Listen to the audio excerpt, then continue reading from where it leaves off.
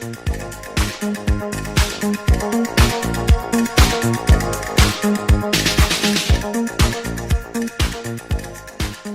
right, everybody. Thanks for watching our review. Again, this is Art over here. Hi, everyone. Okay, so thanks for coming.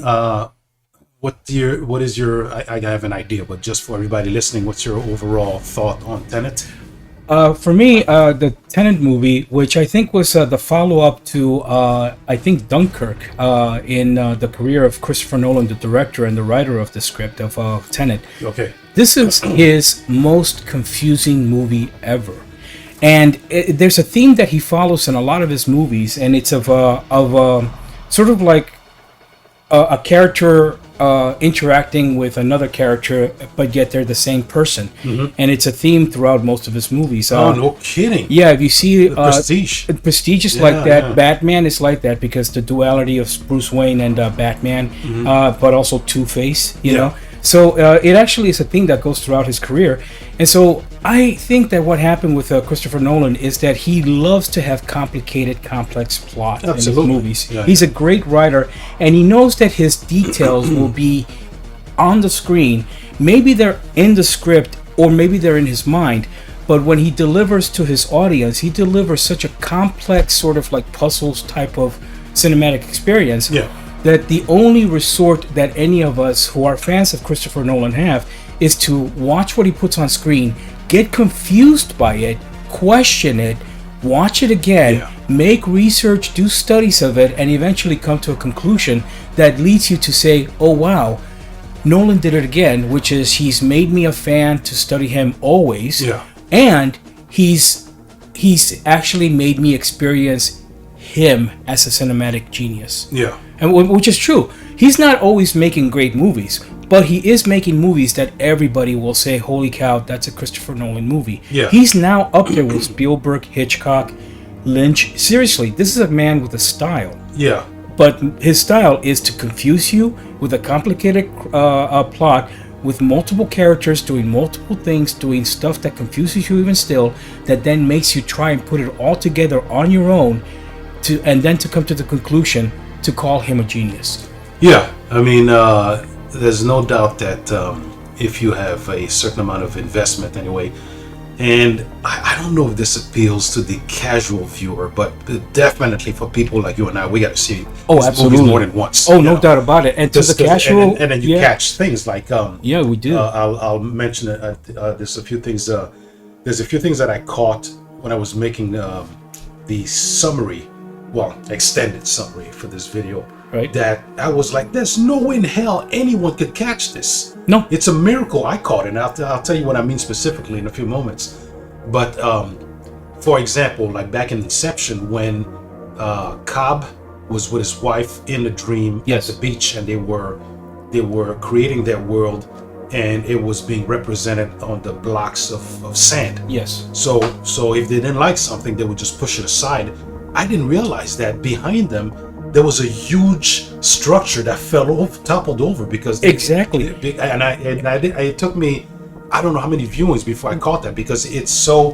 The first off, one of the what happens in nature is when something is far away, like the mist and the air and everything, it fades into the skyline almost. So when that thing toppled over, because it was the same, almost the same color as the sky, you didn't catch it. No, you didn't catch it.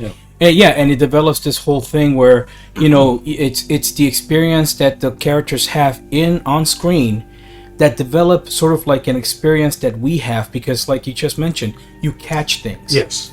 Even down to the point where you finally realize that Cobb in Inception is wearing a wedding ring. Oh yeah. In this particular movie, I noticed that red and blue are distinct colors, and I think blue actually shows that somebody is moving through time, and that red shows that they are normal. So one is inverted, and red shows present. Yes. Now, I did not pick up on that, and the color blue and red is all over the movie. No kidding. Like the character of Kat, the female character of Kat in the movie, is wearing a blue dress at one point, and then in the next she's wearing a red dress, and it's when she Catherine. Catherine Kat, right, exactly. I think that's what her name was throughout the movie. I went the problem with whenever I write a script. Yeah. It's the same thing that I remember when I was writing papers for school and everything. So I would go from Catherine to Barton. Yeah. And then Andre, I went to Andre, and I went to Sator. The problem was the protagonist. Exactly. So at the beginning of my summary, I said I'm going to call him Washington, the man, or the protagonist. Or the protagonist. Now, did he ever actually have a name in the movie? He's just known as the protagonist, right? Exactly. While everybody else has got names. Neil is Neil is a character. Ives is a character. Mahir. Exactly. And what was the name of the? He thought that he was going to meet a arms dealer, and it was a man, but then it turns out that it was the man's wife. I think her name is Pia. Priya. Yeah. And it turns out that she's kind of like she's actually like the villain in the movie. Yes. Now, did you actually understand what the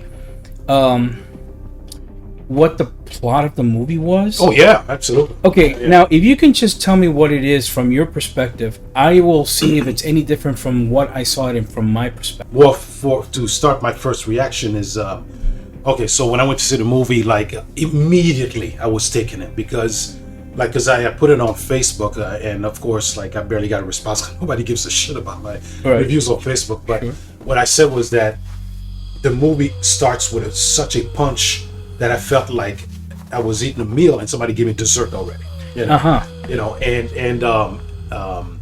it is only because of my going through the story inch by inch for this video that I realized how important that whole scene is in the movie. You know. You get a sense that it is, but when you go through it minute by minute, you're like, holy cow, this is very important because they keep replying to, going back to it in the discussions with Sator and everything. So yeah, I realized that it's. Granted, you know, I knew that it wasn't just an opening act just to show what the protagonist is about or whatever, but it's a core piece of the entire plot also. Right. Yeah. So that's one thing. That was my first reaction. And two, there's a part of me that almost wants to say it's my favorite Nolan movie, but that's impossible. Because Inception is amazing, Interstellar is amazing. Yes, Batman is, so we'll be here all day and everything. We will be. I have a lesser appreciation for Dunkirk, and I'm not quite sure why. Maybe it's because it's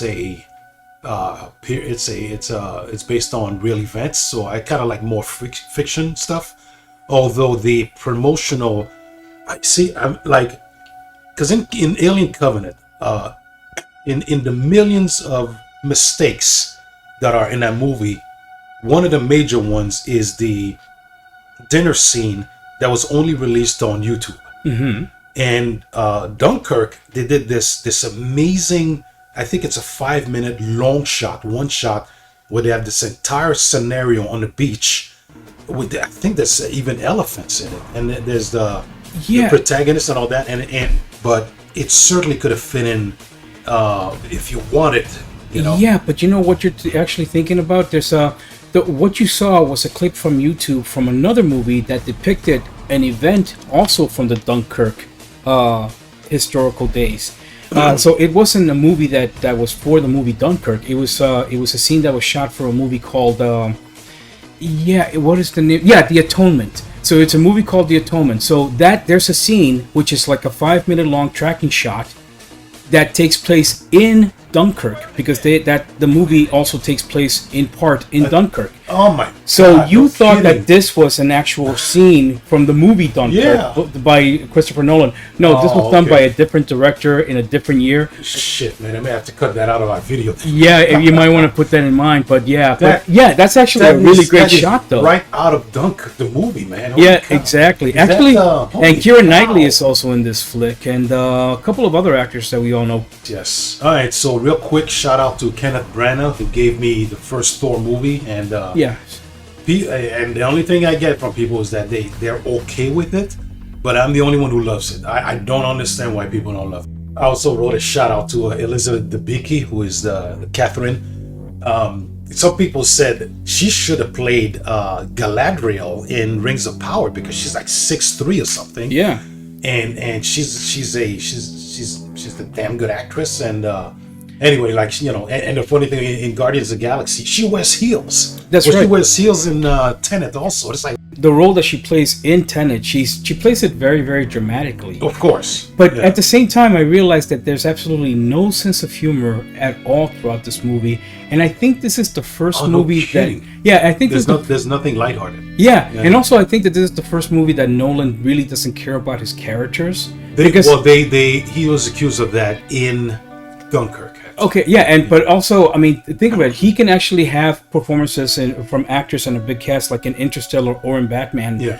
But when it comes to something where you would think that charisma from the characters would drive some of the plot, a lot of these characters really, you don't care about them. Well, especially in Tenet, you don't care about them at all. According to Gyllenhaal from Batman, what's her name? Maggie. Maggie Gyllenhaal. Yeah. She said when she was on the set of Howard Stern show, she said that Christopher Nolan is very controlling about his scenes and everything. So you certainly are not going to ad lib on this set. That's very true. But then at the same time, I wonder if he does this on purpose, where he says, "Yeah, but I'm actually directing my actors to be this sort of like robotic, especially in a movie like Tenet, because it was very like honestly, it was like a ballet." And I assumed that the dialogue had to fit in with the dance steps. Yeah. But did you actually get the sense that there was like for instance, the whole algorithm that they're searching out for? Yeah. That was my question about the plot from you. Was that the plot that you would have described if somebody were to say, "What's Tenet about?" Absolutely, because it's a doomsday machine. Right. Exactly. Yeah. So it's essentially like a protagonist in the present is recruited by an organization that is trying to stop people from the future from using technology in the present to put together an algorithm that can invert history. It's a hell of a lot more apocalyptic than that. Yeah, in fact, this was what I got. It was a movie about a villain trying to gather 9 pieces of an algorithm that can reverse the entropy of the whole world, and that this algorithm was constructed in the future but was hidden away into the present. Okay, let's see. You're kind of close, right? And now since you brought it up, let me get to that point. Sure. Because all right, so this is my quote here. The future female scientist that created the algorithm, a device that can invert the world, is afraid that by destroying us in the past, it will destroy her in her time period. Okay, first, how does the mere creation of the device mean an end to our Earth in our present? Because that's my first question to you. Right, because essentially the way that it was sort of explained was that what if Oppenheimer, the scientist that was able to develop the first atom bomb, if he knew that he can like stop the world from developing the atom bomb, would he do it? Yeah. And the idea would be like, of course, because obviously he felt guilty, right? He felt guilty. So this scientist in the future, this female self of the scientist, is essentially like taking apart this machine that can be used to destroy the entire world, and essentially saying, well, it has to exist because it's going to always be there. But if I break it apart into 9 pieces and hide them all over the world, like in the past, then nobody will. Then they can put it together. Well, yeah, but my question is, if I understand what Priya was saying, the mere existence of that device means that it'll affect us in the past, and I guess it's because it's kind of like the chicken and the egg. That, but also it's kind of like the anomaly in the very last Next Generation. Like a grandfather paradox? No, because I discussed this with you. You may hopefully remember, but the thing was,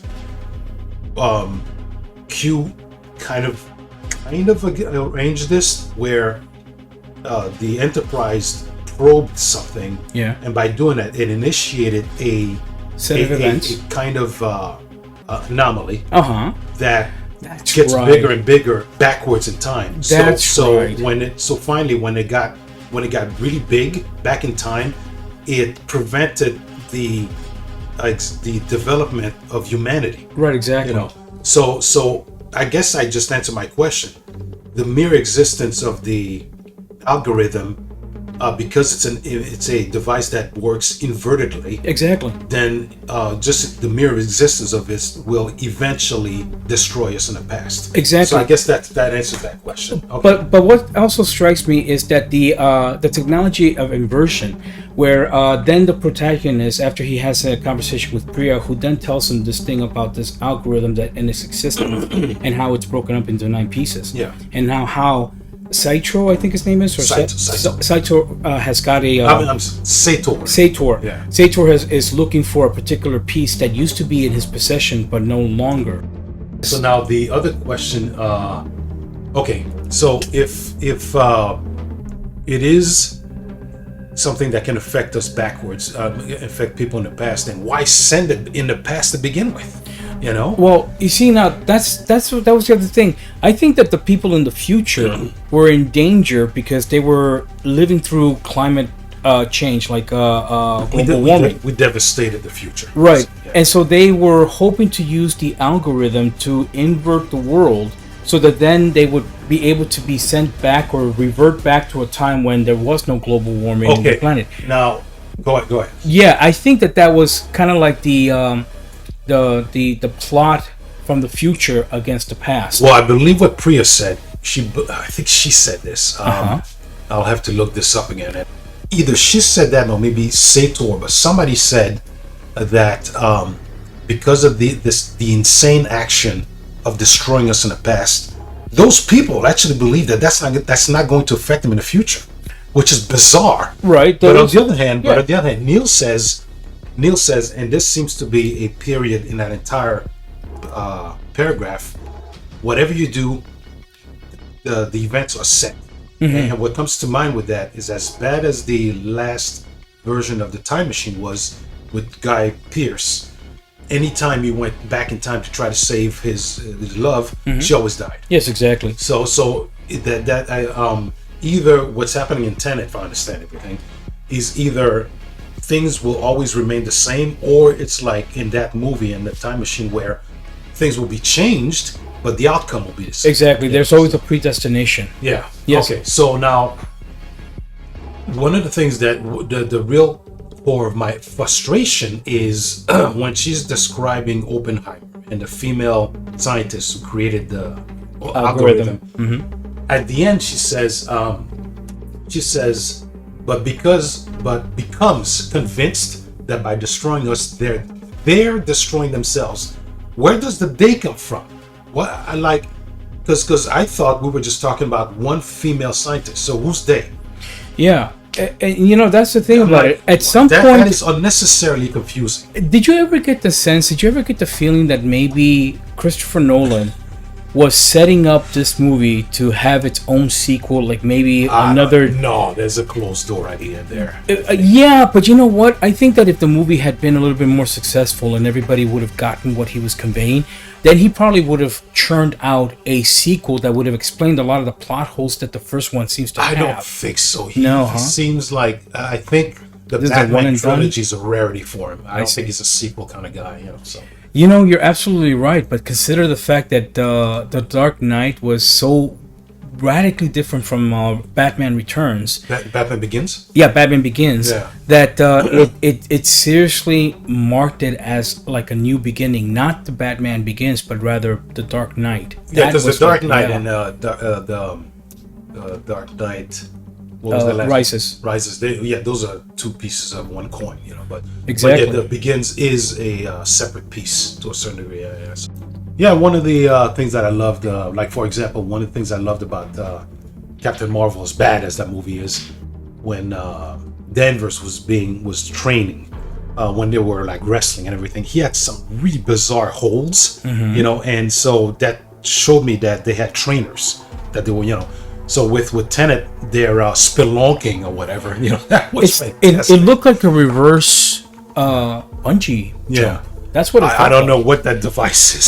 But it looks kind of like, I mean, it was kind of like a cool James Bond trick, but it looked stupid in the real world. But you sort of like saw how it worked because Nolan made it look good on camera. I it's been a while since I've watched because I have the Blu-ray. It's been a while since I watched the special features, so I'm sure that those are actual existing devices.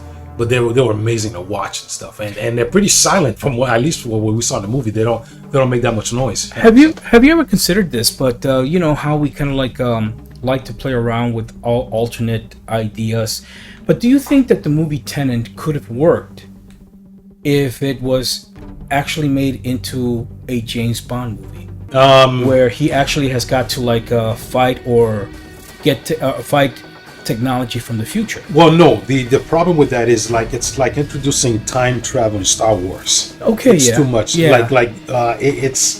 It's ridiculous enough that they went into outer space in Moonraker. Yes, exactly. So if they start putting actual physics and science into you're going to something that's just too far out of the James Bond range. And so you think it works as an action movie? Because honestly, Tenet has some action in it. So do you think it delivers on the action thriller?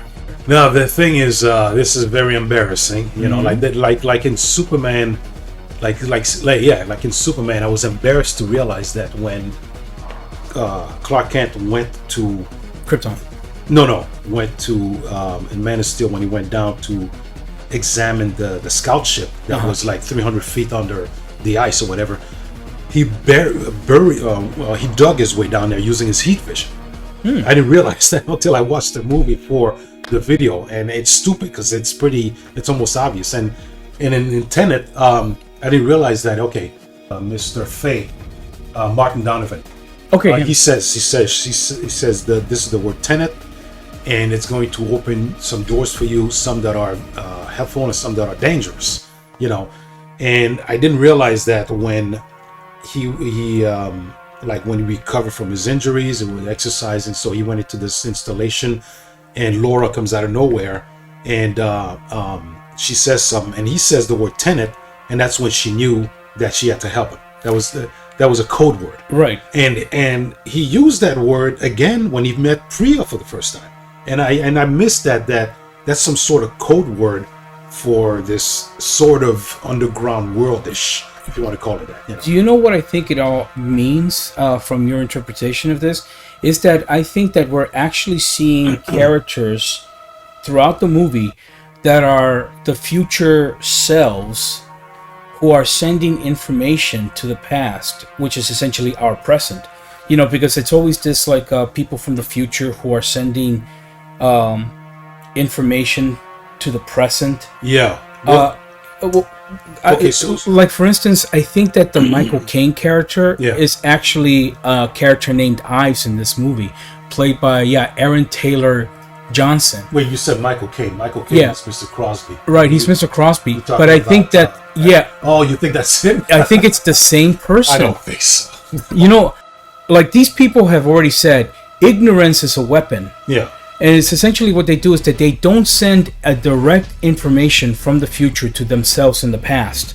They don't do that. No. But they do send clues to them where they have got to do something that will actually guide them into. And I think that what happens is that when there are people who hear the word Tenet, and that's when it says, "Oh, I'm supposed to do something." Okay.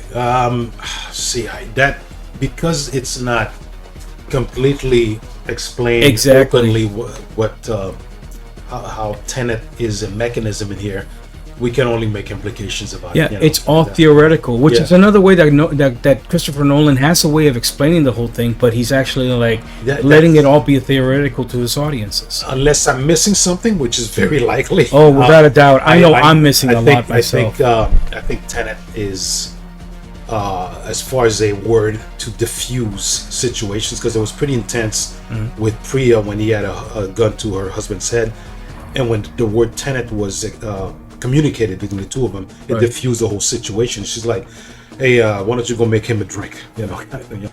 Okay, oh, there we go. So this is something that I hope isn't a plot hole. But, okay, so when Catherine mentions that, like, this was before it was arranged for her to go back in time and kill her husband on the yacht. Right. So before she knew that was going to happen, she mentioned having the memory of coming back to the yacht with her son and seeing a woman dive off the boat. Exactly. Now, she said, when she described that event to the protagonist, she said some short time after that, Sator disappeared. Clearly, he didn't, else the story wouldn't have moved along. You know what I'm saying? I understand. That is a plot point. That is something that's there. But so are we missing the point where she said, okay, he disappeared, but sometime later on he reappeared? Well, you see, now I remember that there's a moment where Sator was about to be killed. Okay. Before the events where he is supposed to be killed.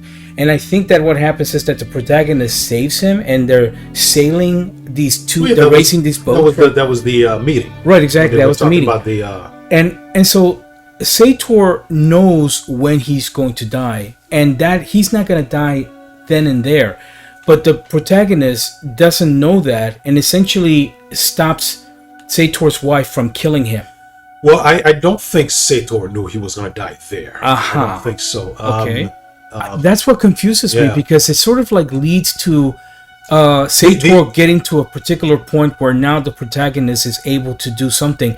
But also because the protagonist has been told by the wife, Catherine, that she has this distinct memory of seeing herself, a woman. Right, exactly. A woman diving. Yeah. Then that essentially means that Sator, or the whole events of the whole getting the algorithm, can be changed by actually killing Sator, not when he's supposed to die, but rather that moment at the yacht. Because remember that he gets killed when he disappears. Yeah.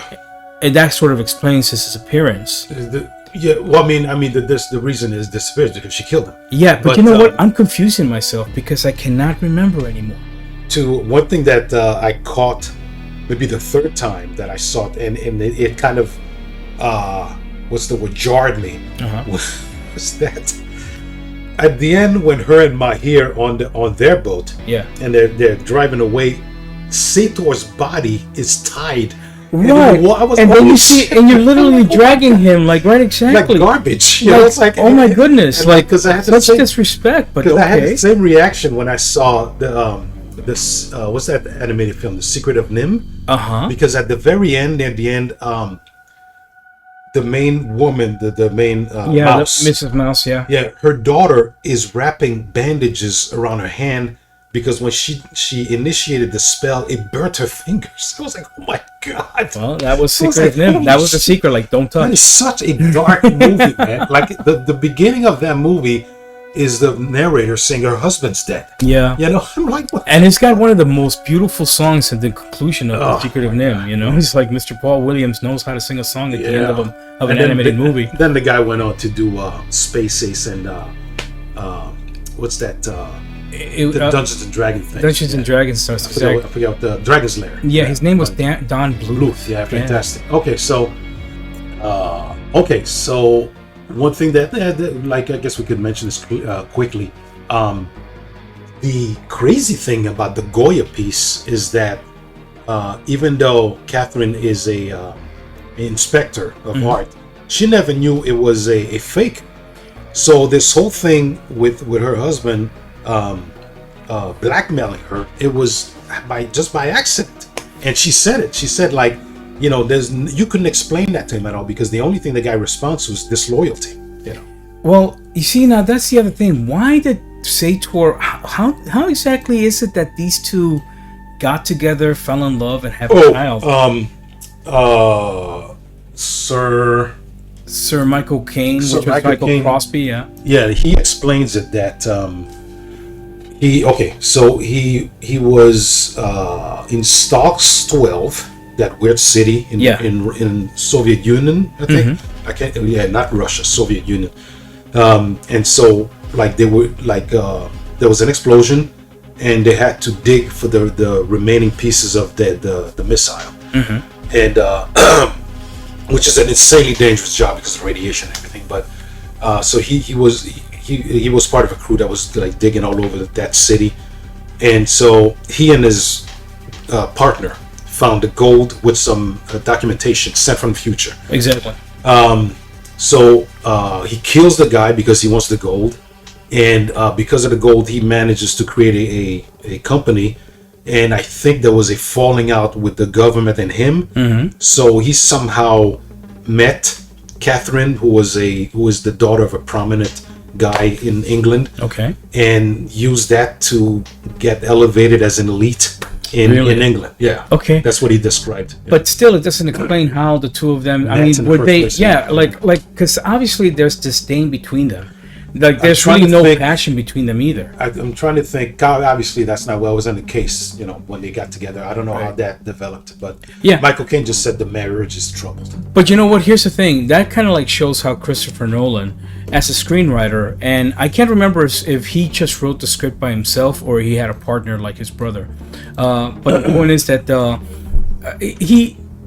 he sort of just uses each and every one of the characters in the script in Tenet as a piece, as a literal like set piece. Yeah. Like you are character A, you are character B, you are character C, and you just say these lines. And essentially, he just like puts character Z and character M are married, and that's it. Yeah. He doesn't have to show the passion that whatever. But you see, that's character development for actors. Well, the cultivation of their relationship does not seem to be a plot point that merits expansion. To me, there's enough complexity with everything else already. But I think that's the reason why the movie. There's a part of the movie Tenet that fails because of the fact that the actors are just not acting enough for me to convince that the story is plausible in terms of I can't accept it because it feels empty. Fake. Yes. I don't know, man. Like, it's a weird thing because the protagonist says, "I'm only doing this deal with you through your wife," and then when she says, "Why are you bringing me along here?" He says, if I'm correct, if I remember this correctly, he says it's to show you that to remind you that the living conditions that you have, the elaborate living conditions that you have, is because of my arms dealing. Because he shows her your weapon. So I don't know. It reminds me of I was just explaining this to somebody at work. In Ghost in the Shell, Aramaki says to one of the guys that he works, like he's forced to work with. He says, "You guys waited for the puppet master to leave his human body and go into this robot, and then you killed his human body." And the guy says, "Yes." But at the end of the scene where they steal the body, and he's driving in a car with the American scientist or whatever, he says to him, they discuss the fact that the puppet master was a piece of software. So it seems like a plot hole, but what is not explained in the story is that the guy lied. When the guy says you killed his human body, he says, "Yes, we did." He lied to him. The plot never tells you. In that subsequent conversation, the guy should have said, "I lied to him," just to clear that up for us. Sure. The reason that's happening is because Ghost in the Shell is like Akira, is the result of like 1 million books. So now there's a little bit of that here, and clearly this is not some manga or graphic novel, but there is two different stories. On the one hand, the protagonist says, "I want your wife involved." On the other hand, Sator says, "I want to show you this to make it clear to you why you're living the way you are."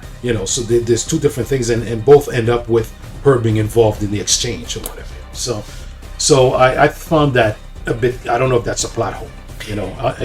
Because the thing is, there's no point in the movie where it's explained that because the only thing I can think of is that Sator did not want to say to her, "I'm bringing you along because this asshole says he wants you there," because they want to because doing that would make him look weak. Well, also there are moments where there's Chase. Remember that she gets shot by Sator. Yeah.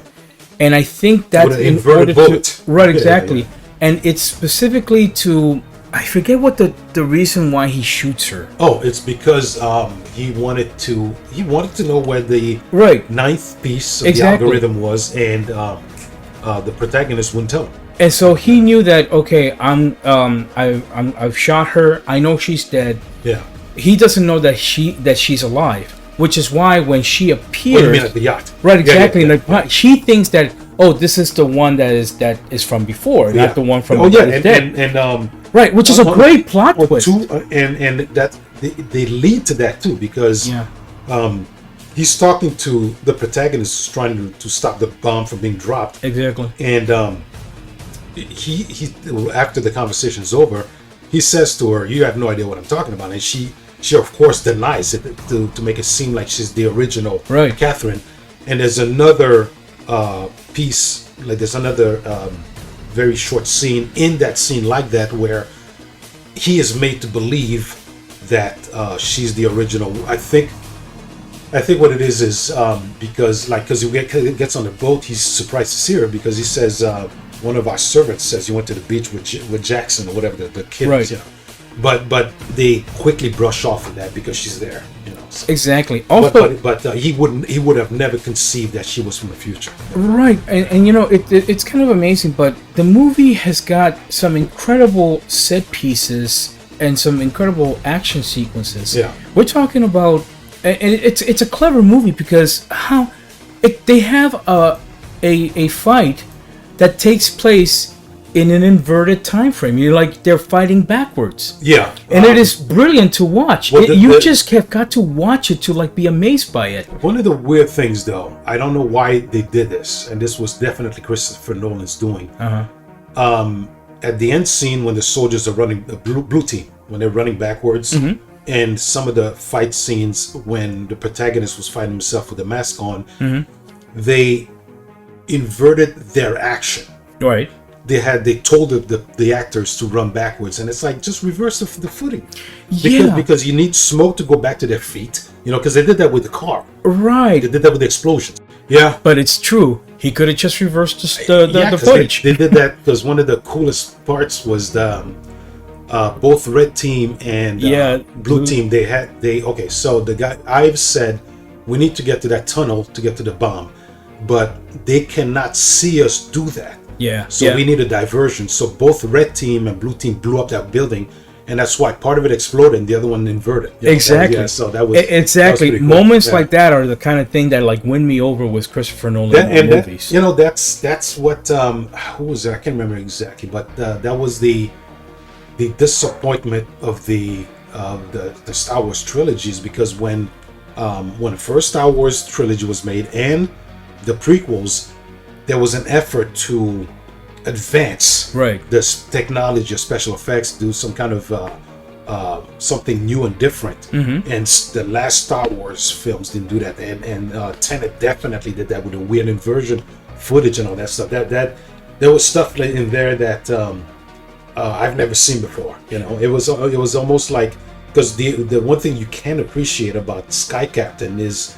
they did something different with that technology. They sure did, exactly. If you think about it, that was one of the things about Sky Captain that is underrated, the fact that they pushed an envelope. Yeah. Did you get the twist ending? Was there a twist ending? Yes. And what was that twist ending for you?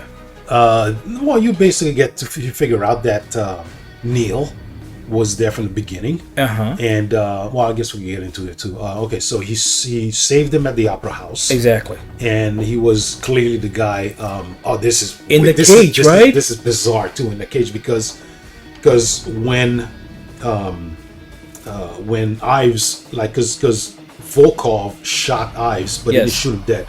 So when he finally wakes up, he sees a dead Neil get up and then run out the door. Exactly, he does that, right? That was so freaky. So, but the twist is at the end, of course, that when Neil finally leaves the conversation and rejoins Ives, and I'm surprised that Ives was fine with him giving the protagonist 2/3 of the algorithm. Exactly. You know? But he turns around and there's the string, and so it's him the whole time and everything else. There is a form of brilliance and entertainment that is flawed. Mm.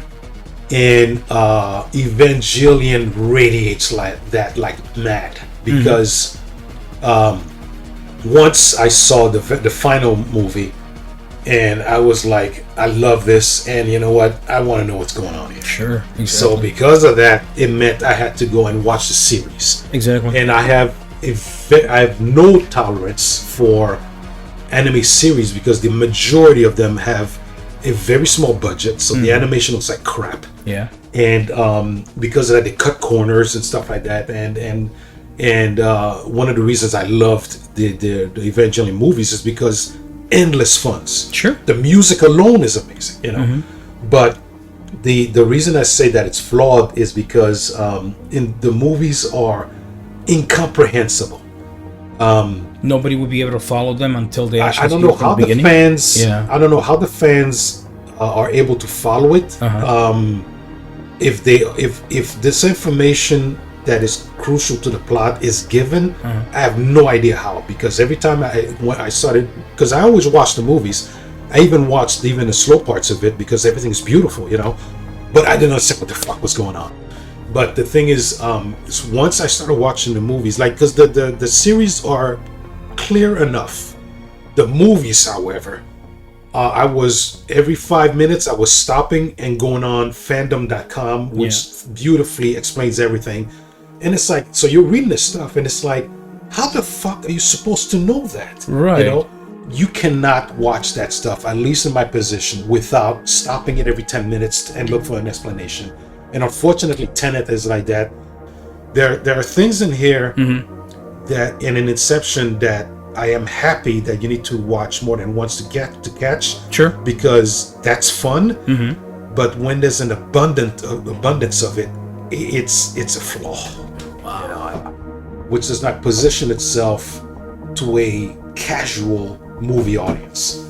This is why I'm planning on doing a video explaining to a casual viewer Dune when the next movie comes out, because not only is it overly complex, you have the Asian character with an accent, and his role is diminished in comparison to the Dune 1984 movie and the book.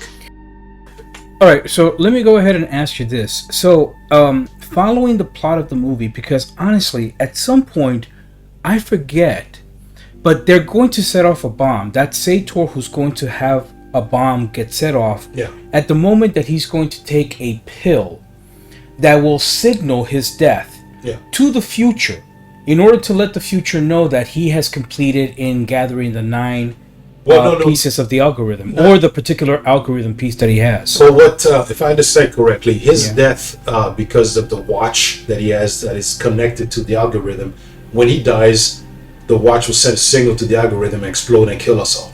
That's what was happening. Okay, all right. Is that what it is? Now, here's the thing. The Fanflix guy, the guy pointed out that Sator says, I got this pill from the FBI. Yes, CIA, something like that. CIA. The same CIA that gave. Now the reason that. That's right. The protagonist at the beginning of the movie had a pill, and it didn't work. Yeah, it didn't work. So why would he have a pill that doesn't work at the end? It was it designed not to work? Yes. Not only for the protagonist, but for Sator. Wait a minute, dude. You just blew my freaking mind. That's what Fanflix. Are you kidding me? So was he really trying to kill himself? I missed it. Yeah. So that's what Fanflix pointed out to me. It's like the pill does not work. Fucking Christopher Nolan. So he fucking did it again. What's the point of that? Years later, after the movie came out, and I'd seen it 2 times at least. So what's the point of the pill then if it doesn't work? Oh my god. Well, once again, it's like if Christopher Nolan had gotten to the part where now I have to see whether the pill works or not if he takes it, he would have filmed it and then said, okay, I'll keep it in the movie or I won't keep it in the movie, just to fuck with not only us but for himself and for his audience. So what's the point of it? Exactly. You know? But Christopher Nolan has made it essential for me to wonder about it. You know, it's like the spinning top thing at the end of Ascension.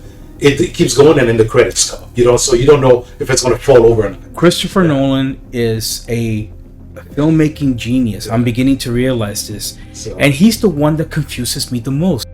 Okay, yeah. When they're working through, the lock picking scene or whatever, Neil says, "There's somebody else in here with us." Right, exactly. Whoa. Well, there's nobody there. Yeah, he sort of like senses it, right? Wow. But let's remember that at that point they encountered the inverted themselves. The guy wasn't there yet. And one was going one direction, and the other one was now fighting with the protagonist. I guess he's referring to the fact that because at that point, the protagonist was inside the turnstile. Right. So but maybe that's. Isn't there also a point where he like grabs the mask off and sees that the face that he's looking at? Now remember. Now you see. Now this is. It's been a while since I've seen the movie. I can't remember. Was he seeing himself or was he seeing the protagonist when he Neil? Yeah. Who did Neil see? He saw. Okay. Remember when they took Catherine in? Yeah. And he says, "Okay, I'm gonna go in, and when I come out, I'll signal you to go in." Yeah. And of course, he signaled him going backwards. Yeah. But that's who he was. He was from the future. Okay, but was he seeing his own face or was he seeing the protagonist's face? No. Neil saw the protagonist. So it was the protagonist. Okay, I forgot who he saw. He saw the protagonist. I forgot who he saw. Right, exactly. And the minute that he saw it, that's when he realized, oh shit. And then later on, he kind of like says, "Well, I couldn't tell you because then." Yes. Right. Okay. Yeah. Okay. Yeah. So, you see, that's the whole thing. In my head, I really could not picture who it was that. Okay. Now, honestly, that is the genius of a filmmaker who is basically making you doubt your own recollection of his own movie. Yeah. Making you now go back and see in the movie for yourself. Well, for me, it was out of necessity for this video. Oh, without a doubt. But you see, do you understand that this is the type of filmmaker that Nolan is? And I truly wonder at one point he is not going to be able to top himself, because if you think about it, he has topped himself at more than a few occasions.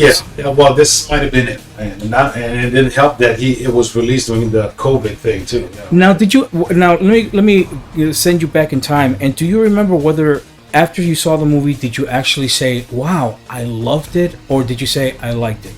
Oh, I loved it. The only negative part about it was that the AMC or Regal's where I go to.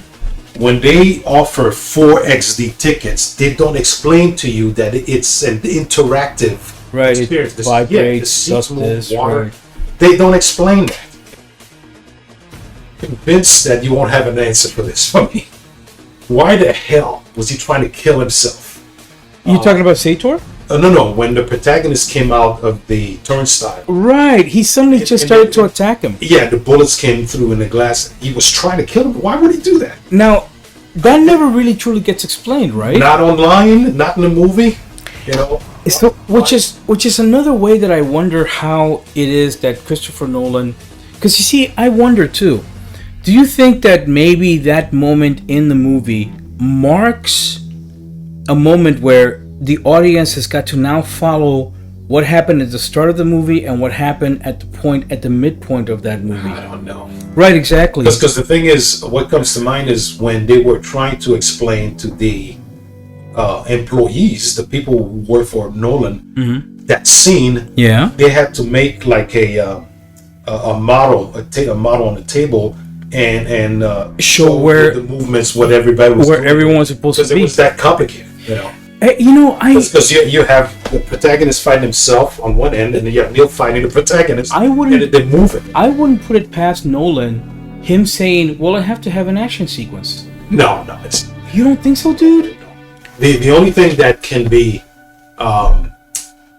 accused of being a standard for Nolan in these types of movies, anyway, like Inception and this, is a James Bond influence. Yeah, that's it. Other than that, I don't think there's some sort of formula or something like that. No. Okay, so the scientist is unhappy that she made this doomsday device, and after she's dead, the guys that are in charge of the device, they're dealing with a dying Earth. So that's their problem. Right, exactly. So that's their motivation for sending everything backwards and to use Sator to a dying man. To destroy the Earth. Right. And they're hoping that by doing that, it will clear up the environmental problems of the future. Either that or kill him, I guess. But also, isn't Sato going to destroy the world in general, right? Yeah. Isn't that what he's going to do? Because what they're hoping, if I understand correctly, is that as crazy as an idea that it is, that by him destroying the Earth, yes, in time, some sort of reset right, will make a new timeline where the Earth is not devastated by our actions. Interesting. Which is an insane notion, I mean, that's what it is. Right, yeah. But you see, isn't it amazing that Nolan makes the algorithm the MacGuffin? Yeah. Like, we actually see it, but we don't care about it. We care about what we see on screen, and we really don't care about the characters, because we just figure that they're just there for set pieces. But yet the whole thing is fascinating enough to sort of like give the performances and give the movie a soul that speaks to us on a level that is one artist sort of like trying to reach out to another artist and saying, "Hey, look at what I did." Well, I think I think Catherine and her relationship with her son, is developed for us to not relate to her, but feel for her. So that was done effectively, I think. And the protagonists, like incredible fear that Volkov was about to successfully throw the bomb down there. His fear, you could feel that. You know, logically, I don't see why knowing about that device means we have to kill him. That I don't understand. I think the twist, I think that it is that the protagonist himself, in the future, is the one that creates and develops the Tenet. Yes, he did. Okay, so essentially, what he's going through is literally the ignorance of not knowing what's going on until he has figured it out for himself and made the decision right there and then on the spot to eliminate Priya, knowing that he now is the one that is going to develop Tenet. Okay, but he's now been told, and you know who just happened to tell him? It was Neil who tells him. Yeah. Because Neil tells him, "Hey, I've met you before, but we're about to meet again," something like that. He said that I've known you for years. Yeah, exactly. But at this point, right now, for you, it's the beginning of our friendship. Which means that moment when he's looking at Kat with her son, he realizes that little boy that is her son is going to grow up to be Neil, which is another way that Neil is going to be recruited. Is that a fan theory or is that real? That's actually something that I remember. Because I don't remember that being told in the movie. Well, that sort of like worked out for me because of the fact that he has finally figured out that he's the one that developed that creates the Tenet. He figured that out before he got in the car, because he, like what you said. Yeah. He explains that to Priya, and he says, I believe I'm correct. He said, "I have figured out that all of us are working for me in the future." Right. But he did figure that out in the car. But I think that's through Neil. Doesn't one of them says there are many protagonists, not one protagonist, but so there she goes. Priya said that you are not the protagonist. All of us are in this fight against the future and the algorithm. There was no way in hell you caught this. Okay, what's this? In the scenes where the protagonist goes through the turnstile and puts on the mask and is trying to drive backwards and shit, Sator makes eye contact with him. Now, chronologically, this was, I can't remember if it's, because there is a point where, because when he shoots Catherine, the protagonist says, "I left him in a BMW," and once Ives comes in and he accuses Neil, like, "You know about this whole thing," like Neil says, "You told him where it was." I was like, "I lied. It's standard procedure, standard procedures." So Sator later on says, "You made me shoot Catherine for nothing." But in any case, Sator makes eye contact with the protagonist driving backwards, and he's at this look like, "What the fuck is he doing here?" The protagonist makes eye contact with him too. Okay. So when he throws that case at him and it's empty, one thing that I know you didn't catch was, and I think I You got the scene? yes. Okay. There you go. You see that? Okay, there we go. Okay, so I think this is it. There it is. Yeah, that's how. Yeah, He's got the he's throwing him an empty case. and you see the plutonium in his hand, so he never throws it. Right. You know, and there's no way in hell you could catch that at normal speed. But it gives an explanation for anybody who wants So to. that's it. Right? There's no way in hell you can catch that at normal speed. So for the sake of the video, let me screenshot. And there it is. Yeah. Yep. Because that is ridiculous. There's no way in hell anyone in the world caught that. Also, it looks a little CG. I don't know if it was possible to even capture it. Yeah. Yeah. You think that was clear enough? Because there's a shadow from his own hand here. Yeah, but that could definitely be all Photoshop just so that they can get the perfect effect. There are people who are that good at it. That's true. Yeah. Okay, cool. But yeah, I mean, Jesus Christ. Yeah, there's no way in the hell you would have caught that. You know, and I caught it by accident. But you see now, the way that you were describing and telling me where it was in the movie, and then you recollecting yourself, and then not saying that you found it, thinking, "Oh, did I imagine it?" Until no, I mean, later in the movie, there it is. Yeah. So I mean, essentially, Nolan is keeping. There's more puzzles. Yes. Yeah. I mean, we're thinking about the puzzles. We're thinking about the puzzle pieces. Okay. But anyway, okay. All right. Thanks everybody for listening to us, and It's great talking. see you in the next video. Absolutely.